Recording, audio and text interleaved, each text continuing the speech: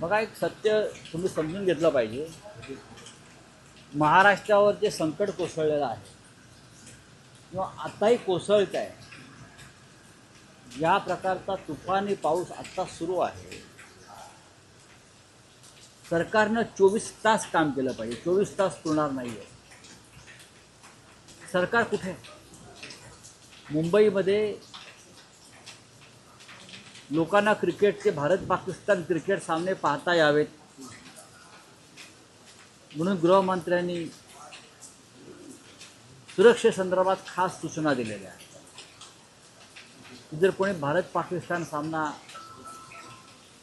लावला असेल रेस्टॉरंटमध्ये, हॉटेलमध्ये, तर त्याला संरक्षण द्या. मराठवाड्यातल्या शेतकऱ्यांना संरक्षण नाही. मुंबई क्रिकेट असोसिएशनची निवडणूक आहे. जय शहा सध्या मुंबईत त्यांचं जाणं येणं त्यामुळे वाढलं आहे. भारतीय जनता पक्षासह अनेक प्रमुख लोक मुख्यमंत्री त्या निवडणुकीमध्ये गुंतून पडलेले आहेत. मराठवाड्यातल्या शेतकऱ्यांसंदर्भातला निर्णय घ्यायला त्यांना वेळ नाही, अजिबात नाही. पहा ना काय पाऊस आहे. गेल्या 10 दिवसापासून शेतकरी पावसात चिखलात आहे. आता परत आजपासून सुरू झालं. मुख्यमंत्र्यांनी मुंबई सोडून मंत्रिमंडळासह, प्रमुख लोकांसह, अधिकाऱ्यांसह संभाजीनगरला जाऊन थांबणं गरजेचं होतं. लातूरला जाऊन थांबणं गरजेचं होतं. नांदेडला जाऊन थांबणं गरजेचं होतं. कशा प्रकारे मदत पोचेल, मिळेल. लोकांना 4-4 दिवस अन्न आणि पाणी मिळालेलं नाही. घरं वाहून गेली आहेत, निवारा नाही आहे. आणि आपण मुंबईत काय करतो, नागपुरात काय करताय काय? हा फक्त राज्याच्या मुख्यमंत्र्यांना प्रश्न नाही आहे, तर मंत्रिमंडळाला प्रश्न. अत्यंत गंभीर परिस्थिती, अत्यंत कामचुकार मंत्रिमंडळ. किती तुम्ही आतापर्यंत मदत केली, कोणाला मदत पोचली, आता हिशोब देऊ शकता? नाही. आतापर्यंत खाजगी संस्थांनी, सामाजिक कार्यकर्त्यांनी आणि राजकीय कार्यकर्त्यांनी जेवढी मदत दिली आहे, त्याच्या पलीकडे सरकारकडून कोणतीही मदत मिळू शकली नाही. आम्ही आज सकाळी बोललो अनेक जिल्ह्यामध्ये, काल उद्धवजी बोलले काही जिल्ह्यामध्ये. आमच्या शिवसेनेचे लोक मदत करतायत, पण त्यांना मर्यादा आहे. आभाळ फाटला आहे, जमीन वाहून गेली आहे.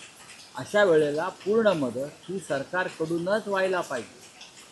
पण सरकार क्रिकेट मॅचच्या बंदोबस्ताला लागलं आहे. सरकार मुंबई क्रिकेट असोसिएशनच्या निवडणुकीत लागलं आहे. IPL कसं होणार त्या बंदोबस्तात लागलं आहे. शेतकऱ्यांचं त्यांना काही पडलेलं नाही. मायबाप सरकार म्हणून बघितलं असं त्या सरकारच्या काळात ज्या पद्धतीने शेतकरी बळी आता पूर्ण उद्ध्वस्त झालेला आहे. पूर्ण उद्ध्वस्त आहे. मराठवाडा असेल, अहिल्यानगरचा मोठा भाग आहे, जळगावातला काही भाग आहे, खूप ठिकाणी हा पाऊस सुरू आहे. कोकणात पाऊस सुरू झाला आहे जोरात. पूर्ण नुकसान झालं आहे शेतकऱ्यांचं. काय तुमच्याकडे शेतकऱ्यांना उभं करण्यासाठी काय योजना आहे? एक दौरा केला 4 तासाचा गंबूट घालून, परत आलात तुम्ही. कुठे आहेत तुमचे मंत्री? कुठे आहेत पालकमंत्री? त्या भागाचे कुठे आहेत?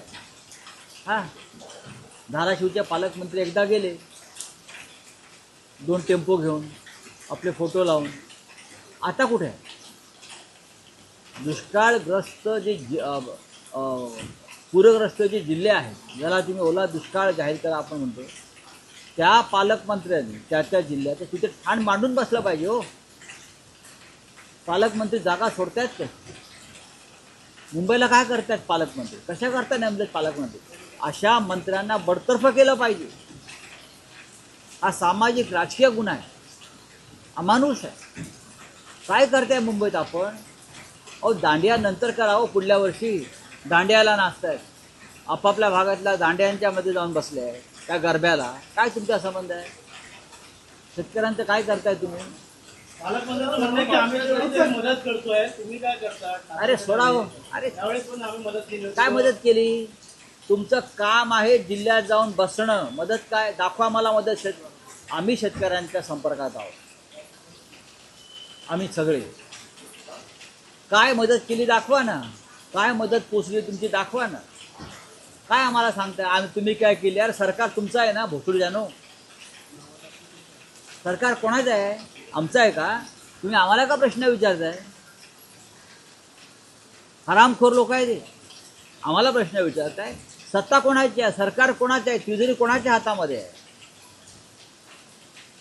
जनता शिव्या घालते या ना, म्हणून माझ्या तोंडातून शिवी आली. निर्लज्जपणाचा कळस आहे सरकार म्हणजे. आता उद्या अमित शहा येणार आहेत, आज नरेंद्र मोदी येणार आहेत, त्यांच्या मागे लटांबर धावत जाणार. अशा परिस्थितीमध्ये नरेंद्र मोदीने इकडे यावं आणि सगळे यंत्रणा विस्कळीत करावी हे प्रधानमंत्र्यांना कळत नाही. प्रधानमंत्र्यांनी मराठवाडा दौरा करावा ना, भले हेलिकॉप्टरमधून करावा पण करावा. अमित शहाने हेलिकॉप्टरचा दौरा करावा पण करावा. चित्र पहा काय आहे ते. आज लोकांचा आक्रोश आहे.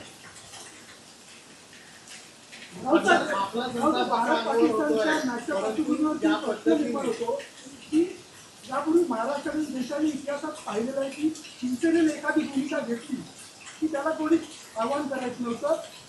निमूटपणे त्या भूमिकेला स्वीकारलं जात होतं किंवा समोरची त्या विषयामध्ये हिंमत करत नव्हतं. मात्र आता अशा कप चालू असताना यापूर्वीच्या मॅचला देखील शिवसेनेने सकाळी विरोध करून प्रखर त्यांची भूमिका मांडली होती. असं असताना भूमिका मांडून देखील पुन्हा PVR सिनेमाने ती हिंमत केलेली आहे आणि त्यांच्या मोठ्या स्क्रीन्सवरती या मॅच दाखवण्याची हिंमत केल्यामुळे शिवसेनेची राज्याच्या गृहमंत्र्यांना, मुख्यमंत्र्यांना आणि त्यांच्या कॅबिनेटला याची लाज वाटली पाहिजे. आम्ही ठीक आहे, मी आमच्याविषयी बोलतो की भारत पाकिस्तान सामना जर PVR मध्ये दाखवला जात असेल आणि त्याला देवेंद्र फडणवीस संरक्षण देत असतील तर सोनम वांगचुकला जे देशद्रोही आपण ठरवलेलं आहे का पाकिस्तानशी त्याचे संबंध लावले, या अख्ख्या कॅबिनेटला तुरुंगात टाकलं पाहिजे देशद्रोहाच्या आरोपावर.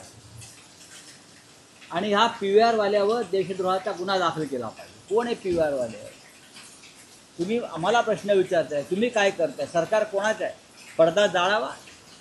माय निमित खानच्या वेळेला आम्ही पडदे जाळले, अजून आमच्या लोकांवरती खटले सुरू आहेत. बरोबर आहे. PVRला जर भारत पाकिस्तान सामना दाखवला जाणार असेल तर तो पाहायला जाणारे जे प्रेक्षक आहेत त्यांचं DNA चेक करावा लागेल. आमचं लक्ष आहे, आमच्या कार्यकर्त्यांचं.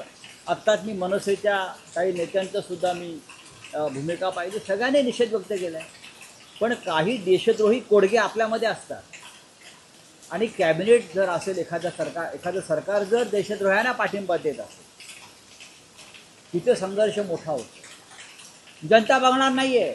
आतापर्यंत भारत पाकिस्तानचा एकही सामना जनतेनं बघितलेला नाही. बहिष्कार आहे, सांगतो आज तर कोणीच बघणार नाही. पण PVR ज्या पद्धतीनं हा नालायकपणा करताय, याला भारतीय जनता पक्षाचा आणि मिंदे गटाचा सपोर्ट आहे. काय करतो? बाळासाहेब ठाकरेंचं नाव लावता ना हे मिंदे गटवाले. भूमिका स्पष्ट करा, बोला आमचा विरोध आहे म्हणून. काय हे एकनाथ शिंदे जाऊन PVR मध्ये भारत पाकिस्तान मॅच पाहणार आहेत? सांगा. काय नरेंद्र मोदी मुंबईला येत आहेत त्यांच्यासाठी ती मॅच लावली आहे? नवाज शरीफ कडे केक खायला जाणारे हे लोक आहेत. आणि सध्याचे पंतप्रधान शहबाज शरीफ याने युनायटेड नेशनच्या असेंब्लीमध्ये सांगितलं परवा की भारत आमचं शत्रू राष्ट्र आहे. अशा शत्रू राष्ट्राबरोबर आम्ही क्रिकेट खेळतो आहे. त्याची लाज छत्रपती शिवाजी महाराजांचे आपल्याबरोबर फोटो छापणाऱ्या, पोस्टर लावणाऱ्या देवेंद्र फडणवीसांना वाटली पाहिजे. मुख्यमंत्री म्हणून महाराष्ट्राच्या या भाजपवाल्यांना लाज वाटली पाहिजे की हरामखोरी करताना. आणि एकनाथ शिंदे आणि त्याच्या पक्षाच्या गटाच्या लोकांना जी अमित शहाची बेनामी कंपनी आहे त्यांना तर त्यापेक्षा जास्त लाज वाटली पाहिजे. बाळासाहेब ठाकरेंचा फोटो लावतात.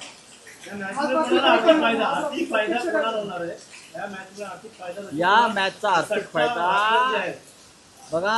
आतापर्यंतच्या दोन्ही मॅचला साधारण 1.5 ते 2 लाख कोटीचा सट्टा खेळला गेला. भारत पाकिस्तान मॅचवर सट्टा जास्त खेळला जातो. आज जर अंतिम सामना आहे असं तुम्ही म्हणता, मला माहीत नाही, तर हा सट्टा 5 लाख कोटीच्या वर जातो. आणि हे सट्टेबाज सगळ्यात जास्त गुजरातमधले आहेत. मराठी लोक सट्टा खेळत नाही. आपण सट्टा खेळत नाही. राष्ट्रद्रोहावर सट्टा अजिबात आपण खेळणार नाही. त्याच्यामुळे हा सगळा पैसा गुजरात आणि त्यातले किमान 1,00,000 ते 1,25,00,000 कोटी पाकिस्तानच्या सट्टेबाजांना जातात, म्हणजे आमच्या विरोधामध्ये. हे यांचं राष्ट्रप्रेम. चला, थँक्यू. रात्री PVR मॉलमध्ये प्रत्यक्ष शिवसेने जाऊन तिथे काय नाही, तुमचा जय शहाचा काय प्रश्न आहे? सर, ज्या पद्धतीने जय शहाना निशाने पाकिस्तान झालेला आहे कोणी? MCA बघा, खरं म्हणजे पाकिस्तानी क्रिकेट बोर्डानं त्यांचा गौरव केला पाहिजे, त्याचा आणि त्याच्या वडिलांचा. MCA जर करत असतील ना, त्यांनी त्याच्यावरती पाकिस्तानचा झेंडा फडकवावा, तिरंगा उतरवावा. जय शहा आणि त्याच्या वडिलांचा गौरव पाकिस्तानी क्रिकेट कंट्रोल बोर्डाने केला पाहिजे. आणि भविष्यामध्ये निशाने पाकिस्तान हा त्यांचा जो सर्वोच्च नागरी पुरस्कार आहे, तोही अमित शहाने त्यांच्या मुलाला दिला पाहिजे. चला, थँक्यू. मृत्यू झालेला आहे. दुर्दैवी आहे, हा चर्चेचा विषय नाही. कितीही बघा, दसरा मेळाव्यासंदर्भात शिवसेना पक्षप्रमुखांनी आणि आम्ही सगळ्यांनी भूमिका स्पष्ट केली आहे. काल रात्री आम्ही सर्व जिल्हा प्रमुखांशी चर्चा केली. रात्री आम्ही ऑनलाईन बैठक घेतली. सगळ्यांचा उत्साह आहे. सगळे मुंबईला येणार, हजारो लाखोच्या संख्येनं. पाऊस, वादळ, वारा किती संकट असलं तरी शिवाजी पार्कात शिवतीर्थावर मेळावा होणार. आम्ही असं म्हणतो, मराठवाड्यातला राज्यातल्या शेतकरी 10 दिवसापासून पाण्यात आणि चिखलात आहे. आम्ही 2 तास चिखलात राहिलो तर काय झालं? 2-2.5 तास आम्ही चिखलात थांबलो. आम्ही चिखलामध्ये आमचा कार्यक्रम केला, ते काय बिघडलं? आम्हाला इथं यातना कळू द्या ना. धन्यवाद.